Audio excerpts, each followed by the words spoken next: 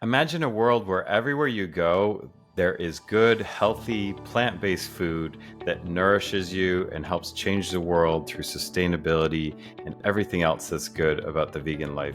Today, I speak with Samantha Derrick, who's the founder of the Plant Futures Initiative, and you are going to love this episode. She drops a whole bunch of great wisdom on how to create educational programs, how to get into the university networks, and be the change that we want to see in the world. So come along with me and check out this version of Plant-Based on Fire.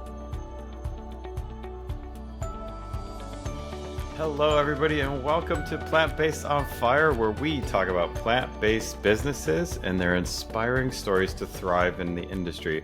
I'm your host, Brian, and joining us today is Samantha Derrick, founder and executive director of the Plant Futures Initiative. It's a 501c3 academic courses, a global student movement on a mission to accelerate the transition to a plant-centric food system. We're so excited to have you on the show with us today, Samantha. Thank you so much for having me, Ryan. It is awesome to see you impacting the future that's yet to come here with the younger generation and the ones that are going through school. But let's start back at the beginning a little bit. What inspired you to start the Plant Futures Initiative, and how did your background and stuff influence all that? Yeah, happy to take a step back through my life journey. So plant-based eating and really the vegan lifestyle has been a big part of my life since I was very young. At 12 years old, I learned about factory farming and saw footage of slaughterhouses, and that was the moment everything changed for me. It was really an inflection point in my life. And I started just learning more about animal rights, public health, human rights, and how this was all interconnected. And I knew that I wanted to work in this field. I knew I wanted to bring this way of eating to my community, everyone I loved, and really to the world. So it really became my mission that day to get everyone around me to eat plants and think about how I could do that in my career path and throughout my life. So it was a big part of my life for several years. I was the kid bringing PETA stickers to school and flyers, and Yeah. I was always looking for ways to be involved with the community and wasn't really quite able to find my niche when I was forming my career path. I went to UC Berkeley wanting to study this and wanting to focus more on food systems. And to my surprise, there wasn't a lot of conversation around this topic at the time. There wasn't really even like a major or some sort of course that would focus in on food systems, on plant-centric eating.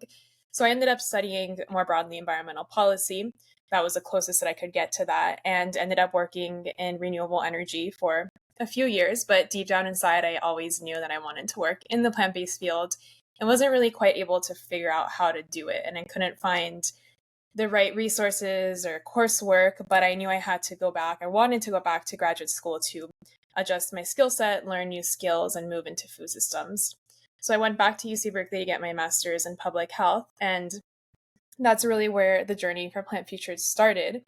Wanting to focus on plant-centric food systems, knowing that public health was really the place where all of that intersected, all of the topics I cared about: animal rights, human rights, health, chronic disease. And then soon after I started the public health program, the pandemic started. So it just seemed like the timing was right. Everything was aligned. And I was excited to dive deep into this, only to find out that in public health, they also were not talking about these issues. To my surprise, there was no discussion around animal agriculture, barely even touching on plant-based eating. And it was really surprising to me. For me, this is like the single biggest public health issue we are facing in our lifetime. And to not even acknowledge that in my coursework, I was really frustrated and starting to question why am I even here? Did I choose the right grad school program? But if I leave, how do I find a job in this field? I was just confused.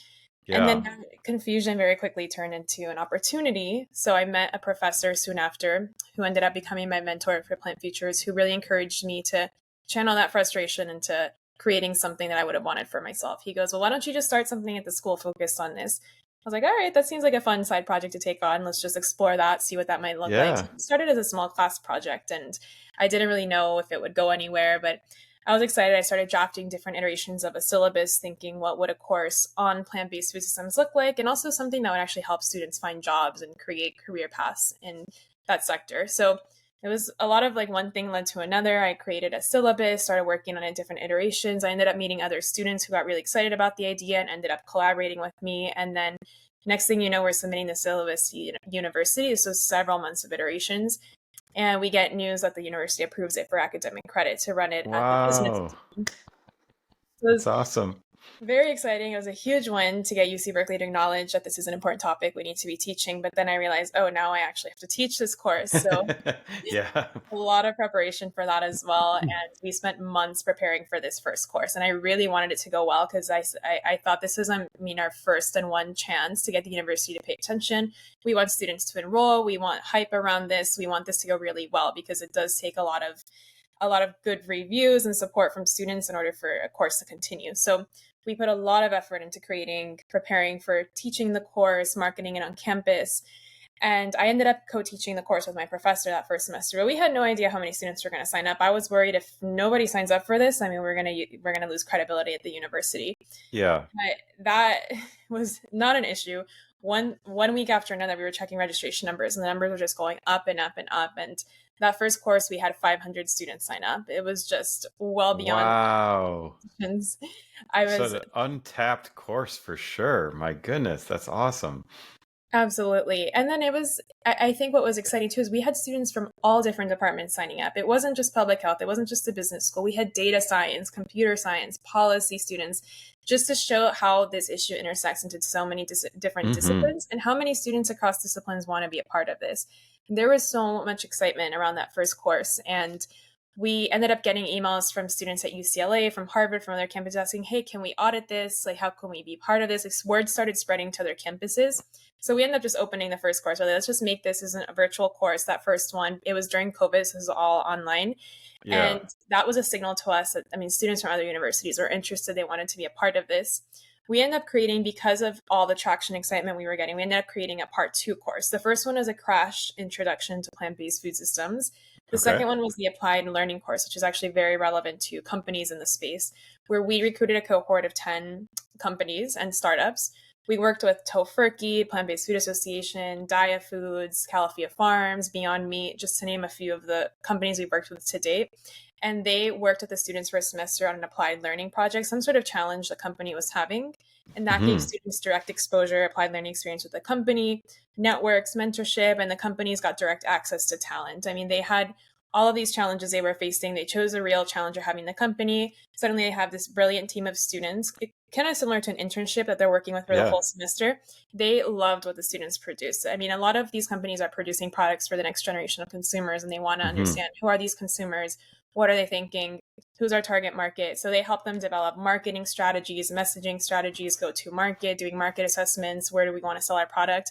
And the students delivered such incredible results that a lot of them started getting jobs at the company. So that was actually unexpected. Wow. Job Yeah. offers, internship offers. So then that was the moment we realized, okay, this is not just a course, it's a talent pipeline into industry. It's missing on campuses. There are campuses all over the world at this point reaching out, wanting to be a part of this. So that's really where the nonprofit was born. I graduated and then transitioned full time to starting a social enterprise nonprofit, Plant Futures Initiative. And since then, Hmm. we've expanded to over 40 campuses now across the world, mostly in the US, where we're starting Plant Futures chapters, we're expanding our curriculum, and we're really creating a global ecosystem of students, professional partners, faculty, really a whole community of people excited about this. And I think what's That's been most awesome. exciting is that most of the people, as we collect data, are actually not vegan or vegetarian. They're either flexitarian, plant curious, they're thinking about it. And that's exactly Yeah. who we want to reach, because we don't want to reach all vegans. So we've been That's very right. successful in reaching broader audiences. And it's just been exciting to see the momentum, the energy, and really the response in the next generation, because there's an energy in these students that even I didn't see when I was in school, that care so much and they're looking for values aligned careers. And we're missing a huge opportunity if we're not getting them into these jobs. We need talent, we need smart people, and we're going to lose them to Hmm. other jobs if we're not grabbing them at that opportune moment when they're thinking about their careers. Yeah, oh my gosh, I commend you on your efforts. I have a couple quick follow-ups here. Do you have any college? I'm in Charlotte, North Carolina. Do you have any colleges out or universities out this way yet? How can I We help have you in we have Charlotte? talked to some campuses in North Carolina. I don't think we've officially enrolled them, but I would love to chat with you about recruiting. Okay, we'll take More. that offline because we're the Absolutely. pork capital of the world. So I want to see us change that narrative for sure. What was my other question? It was uh, just about like how do you what would you summarize as your like primary mission and goal then for plant-based for Plant Future Initiative? Our mission is to accelerate the transition to a plant-centric food system, and we do that by equipping the next generation. And we really want them to have the tools, the skill sets, the networks to really land values-aligned careers and Hmm. equip them to help influence the next generation of consumers, to change culture, to help grow companies, expand the sector, bring the right talent, the right ideas and people into the sector to ultimately grow the industry and also accelerate the broader shift to a plant-centric food system, and doing it at a time where students, Gen Z millennials, are more aware around climate change issues, Hmm. public health issues, how this all relates to potential pandemics. There's just this awareness and excitement. So we want to make sure we don't lose this very special opportunity and time that we have. And also because of the urgency around these issues, we don't have a lot of time to waste to Oh shift my goodness, yeah. transition. And academia is such a unique opportunity in time. College students are living out of their parents' home for the first time. They're starting to think more about their food choices. They're starting to think about their career paths. And you see how, I mean, my personal experience being in academia, talking to other campuses, how little support there is on campuses for students in this transition. And I think that's something Hmm. that needs more awareness and more discussion in our movement, is how do we support the next generation? Because they are the future leaders. They're going to be the ones leading our food system. And if we're not preparing them at the right time, we're going to be in trouble later. Yeah. Oh my gosh. And I was just like, I just saw something in Veg News about how Oscar Mayer is launching, their big, huge plant initiative, and so like we have to get the awareness out there. We have to get those people into those positions in these bigger companies to change the narrative for sure. I guess I'm curious, like, you've got this great educational path and course structure that you've got going. Do you partner with the local cafeteria, the university cafeterias and anything like that to help make sure that there's vegan choices on the menu or plant oriented food on the menu too? How does it tie into the actual food system at the university? Absolutely. That's actually a core part of what we do and something that we're going to have a bigger focus on in the coming years. So, since the first program that we launched, the Challenge Lab course, that's where students are working directly with companies and organizations. One of the partners we recruited was actually UC Berkeley's dining hall. So, one of the projects we worked on, we started establishing a relationship with UC Berkeley Dining very early on. They started working with a team of students that were giving them feedback on the menus, how they could improve the plant-based options, how they could improve how they're messaging plant-based options, even how they're placed in the dining hall. There's so many Hmm. different variables that go into students actually opting in for that option. And UC Berkeley dining is, I mean, really sets the precedent for all the UC dining halls and really for dining halls across the US. So having impact there has this ripple effect across the US. And really, this is a very unique opportunity where if we establish this relationship, we start improving the plant based options, this could have huge impact across the US. And since then, we've developed a closer relationship with them. They've worked directly with the director, lead chef, director of sustainability. They've done everything from experimenting with new messaging, how we're messaging plant-based options on campus. Do we take the climate angle, the health angle? And then we've also worked with Default Veg. I'm not sure if you're familiar with their work, but Mm-mm. they work on switching the default option in the dining Oh, hall. oh So, yeah, yeah, yeah. I have yeah, seen them because it still boggles my mind to this day. I have to pay extra for oat milk when it should be the other way around. So, absolutely. Yeah. yeah, And for I think it's sure. a brilliant strategy because you're not taking the consumer's choice away. You're just switching the default one. You can still request the animal option. That's So right. we have tried so many incredible projects that have actually been very successful at the dining halls at Berkeley. So now we're expanding to create broader partnerships with UCLA, with the rest of the UC schools. And we're actually in works of developing a bigger fellowship program where students can actually work on a 1 year fellowship with their campus focused directly on dining hall work. So we're really excited to be establishing that bigger partnership across campuses. And then we have a pretty close relationship with the UC Office of the President across the University of California school system. And they actually just approved our course to be launched across all 9 UC campuses in the fall. As a part of that new course, we're going to be working more closely with all the Yay. dining halls at the UC campuses. Yeah, we're really excited about that. It's about time they start paying attention to these That's very topics. cool. Yeah. You're going too fast on me because you're stealing all my good follow-on questions here on that front. So that's absolutely awesome.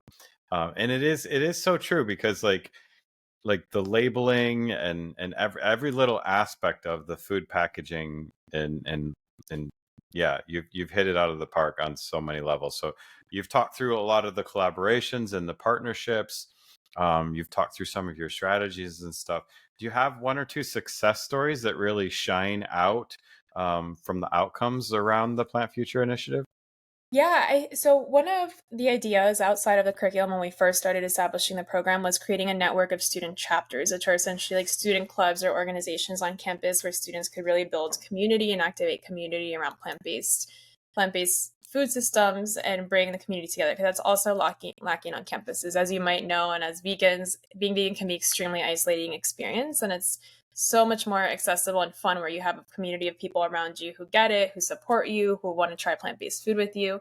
And that was also really missing at Berkeley, is a uniting platform or community where students could get together. So we started creating the Plant Futures chapters across campuses and really activating communities, Mm-hmm. and also showing students that they can have so much influence on campus and in the food system even before they graduate and find a job.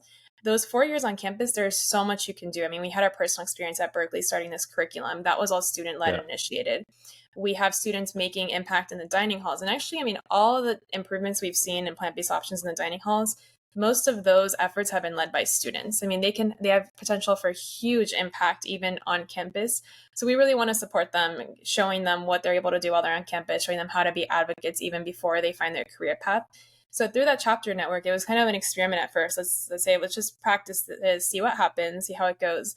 And one of our first chapters was Harvard, and the Harvard students, I mean, they blew it out of the park. They just went with it. They ran off with this chapter, and we, to the point where we lost track of what they were doing, because they were doing so many cool initiatives Yeah. on campuses. And one really awesome story through the Harvard chapters, they actually found a faculty lead who was really excited. Her name is Sparsha Saha, about what we were doing and really supportive of our curriculum. And the students wanted the curriculum that we were teaching at Berkeley at Harvard.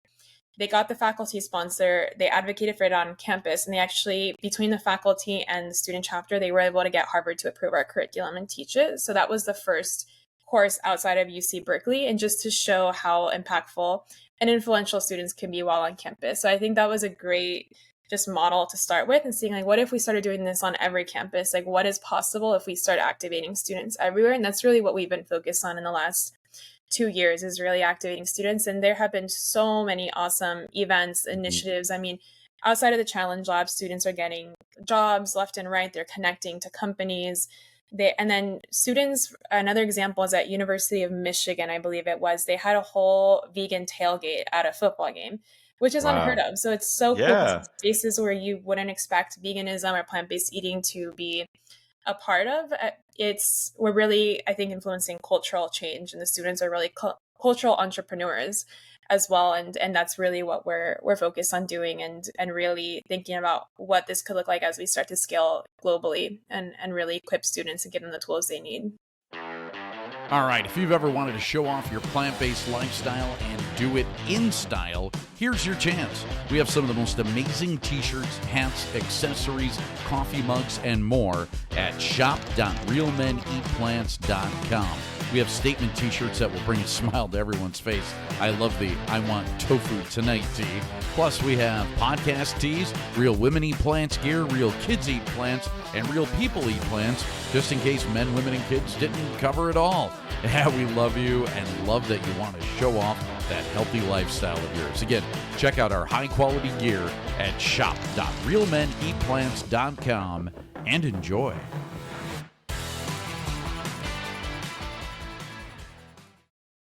Well, there's so many like vegan educators out there and vegan people that want to pour into people's lives. How do we go towards the vegan path?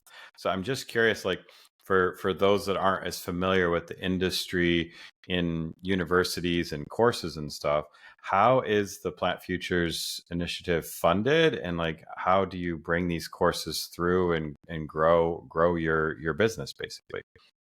Yeah, absolutely. So we are a 501c3 nonprofit, so a lot of our funding does come from foundations, donors, philanthropy, a majority of, not all of it, but we've been very fortunate to get support from bigger foundations, including climate foundations as well. There are some foundations that are more Awesome. focused on animal rights and plant-based eating, which we get some support from there. But we've started to move more into climate philanthropy, and it's been an interesting battle with that, because when I first started talking to climate philanthropists about a couple of years ago, they were not paying attention to this at all. The amount of climate philanthropists who told me, we're not funding that. We're not funding anything in food systems because we don't see it as an effective way to address climate Wow. change, was shocking to Yeah. me. It was just like, Yeah. and that the more conversations I It had, the just more goes I to show the lobbying and stuff that's had that impact to hide it in other smaller numbers.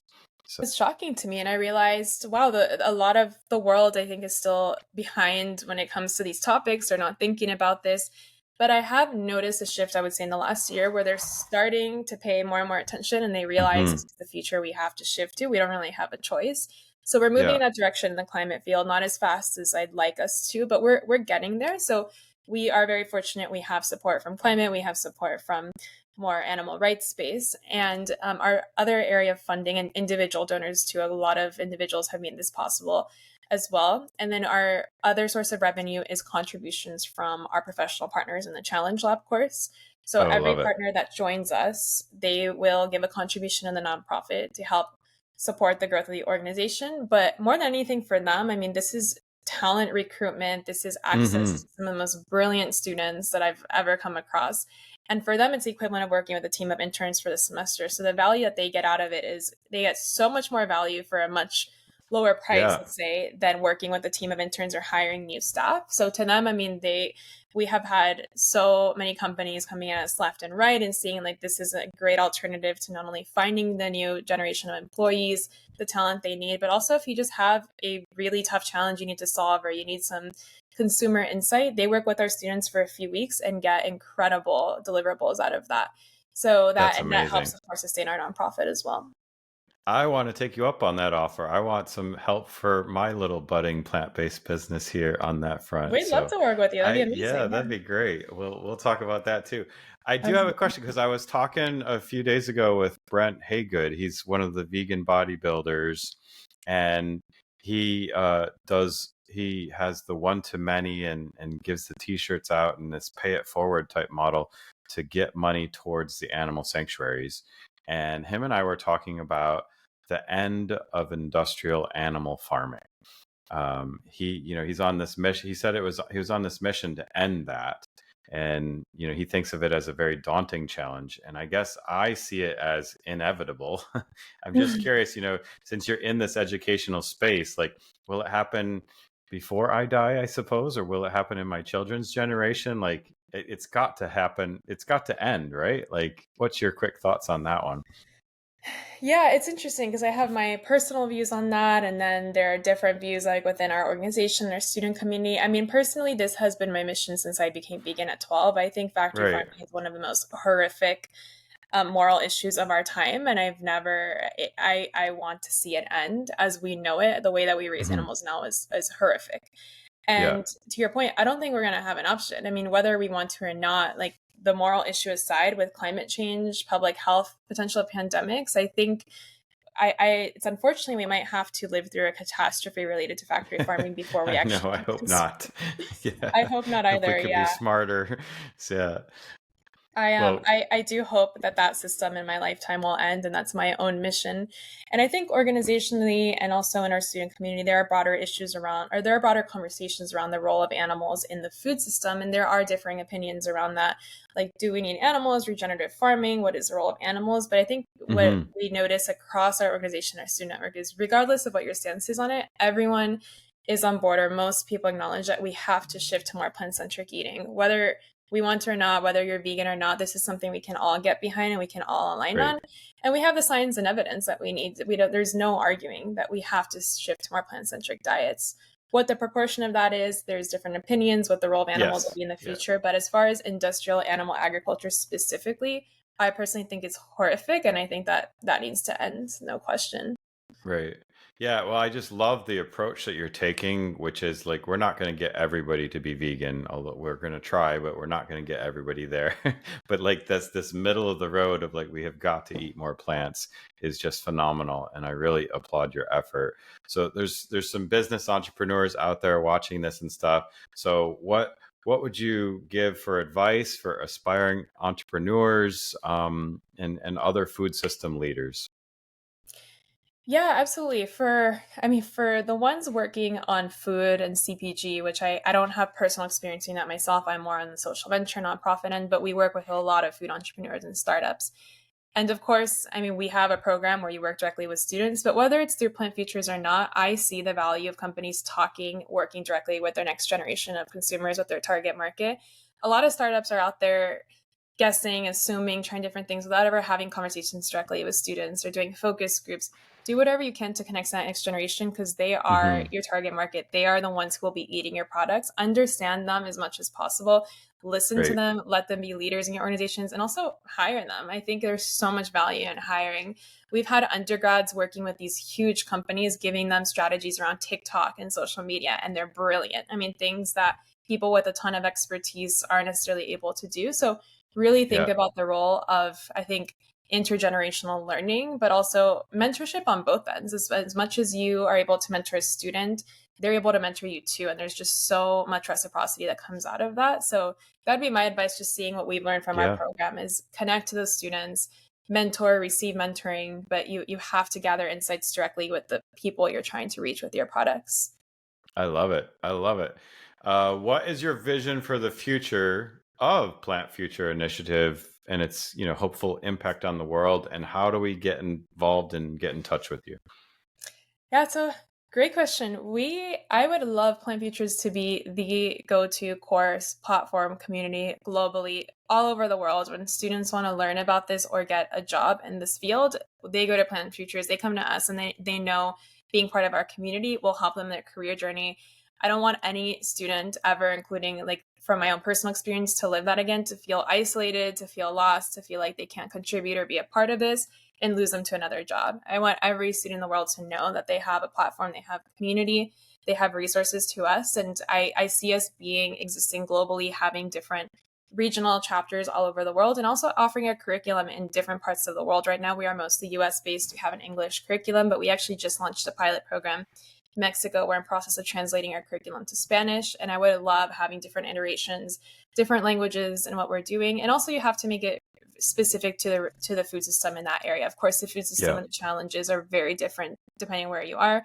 Right now, we've built a US focused program, but we'd have to adapt, and that's going to take time. But I would love to get to that point where we are the go-to course, the community, and also the community that are getting students excited about plant-based eating, and are shifting them more Mm. into plant-based diets. We collect data and feedback surveys after every course, after every event, and the majority of students attending our course and events say, I think it's over 95% say that the program influenced them to eat more plant-based, to become more vegan, to really be a part of this movement. And that's my objective, is to get people to eat more plants so we can accelerate that transition to a plant-centric food system. And I hope that you'll join our community, whoever is listening.